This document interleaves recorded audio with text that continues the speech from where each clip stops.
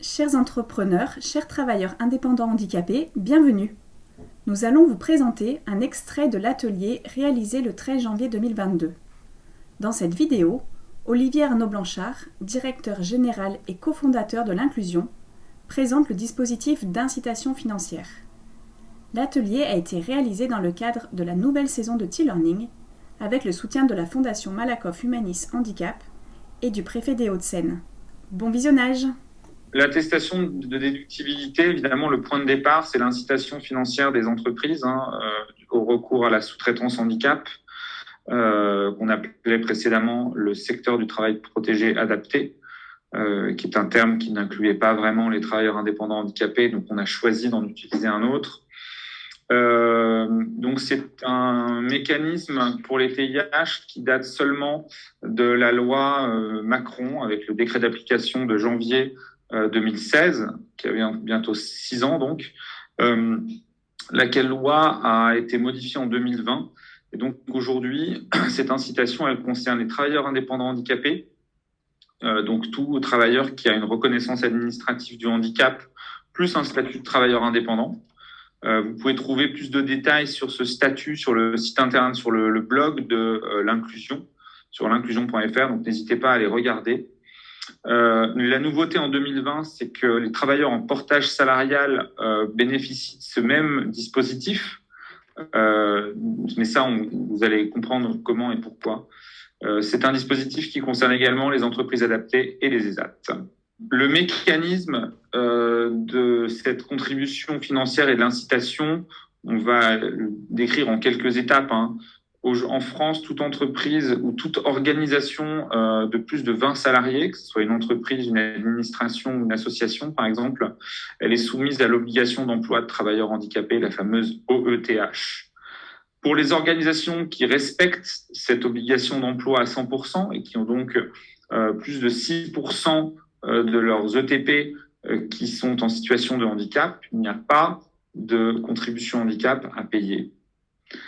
Pour toutes celles qui sont à moins de 6%, elles sont une écrasante majorité, elles payent une contribution handicap qui s'élève entre 4 et 6 000 euros par ETP par an en fonction de leur taille. Et donc, dès lors qu'elles payent une contribution handicap, elles peuvent déduire une partie des factures des travails des TIH, EA ou ESAT de leur contribution handicap. Les grandes entreprises qui sont sous accord agréé avec l'État, ce qu'on voit tout à droite de cette page, ne payent pas de contribution handicap. Donc, mais pour autant, l'accord qu'elles signent avec l'État leur donne un intérêt fort, voire une quasi-obligation d'avoir recours à la sous-traitance handicap. Donc, ça peut aussi les intéresser d'avoir recours aux produits et services des travailleurs indépendants handicapés, entreprises adaptées ou ESAT. On va comprendre un peu mieux comment le calcul fonctionne. Premièrement, dans la grande barre orange en haut, ce qui est important de comprendre, c'est que le montant déductible de la facture, c'est 30% hors taxe des coûts de main-d'œuvre. Donc, si vous êtes dans le champ de la prestation intellectuelle, ça va être l'essentiel de votre facture. Si vous êtes dans la revente ou la transformation de marchandises, il va falloir retirer le montant des achats. Donc, ce sera surtout la main-d'œuvre qui va être prise en compte. Donc, par exemple, si la main-d'œuvre s'élève si la main-d'œuvre s'élève à 1 000 euros hors taxe, vous allez pouvoir arriver à 300 euros déductibles. C'est ça qui est important. Sur une facture à 1 000 euros, si vous êtes graphiste, par exemple, ou dans la prestation intellectuelle, vous allez pouvoir déduire 300 euros. Si vous êtes, par exemple, traiteur, que sur une prestation à 1 000 euros, il y a 500 euros de coût matière que vous allez acheter, le coût de main-d'œuvre, ça va être 500 euros, donc vous allez déduire 30% des 500 euros, donc 150 euros. Voilà, donc ça, c'est la partie montant déductible que le TIH calcule. La deuxième considération, c'est de comprendre que l'entreprise, votre client, donc elle va prendre ce montant et elle va le déduire de sa contribution handicap. Alors, pour que vous compreniez en détail, elle peut pas faire baisser sa contribution handicap à 0. elle peut le faire baisser de 50 à 75% selon son taux d'emploi. C'est ce qui est écrit sur la slide. Je ne vais pas rentrer trop en détail. On va prendre un exemple. Une entreprise de 2000 salariés, de 2000 ETP, avec donc une obligation d'emploi de 6%. Je commente là la boîte qui est en bas de la page.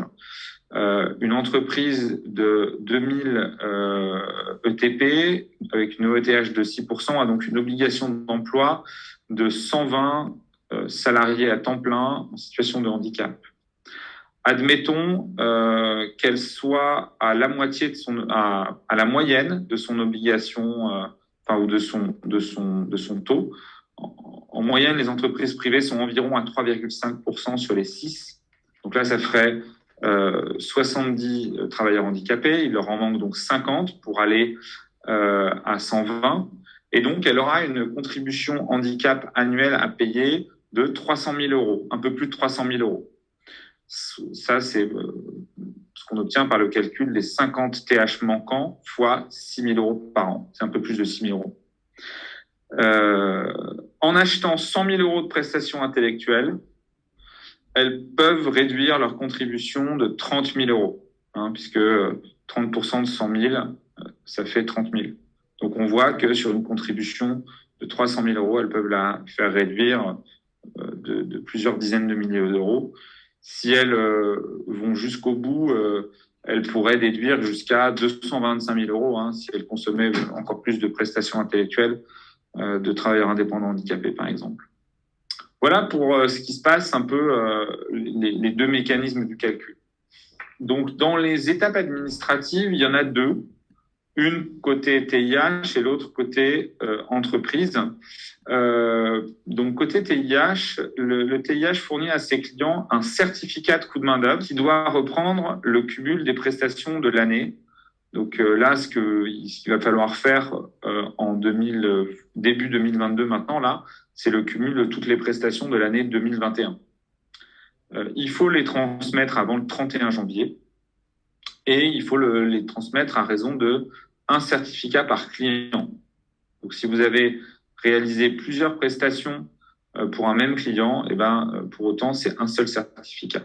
Donc là, on va regarder. Nous, alors pour ce module, on s'est basé sur le modèle PDF qui a été fourni par le ministère du Travail. Vous pouvez retrouver le lien sur le blog de l'inclusion.fr. Nous, on l'a converti chez l'Inclusion dans un format Excel qui est disponible gratuitement sur notre site pour vous fournir un outil opérationnel.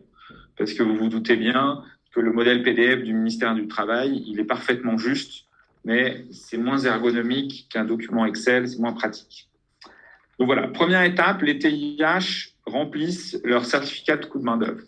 Deuxième étape, les entreprises réceptionnent les certificats et ensuite mentionnent dans leur déclaration d'obligation d'emploi de travailleurs handicapés le montant de toutes ces déductions.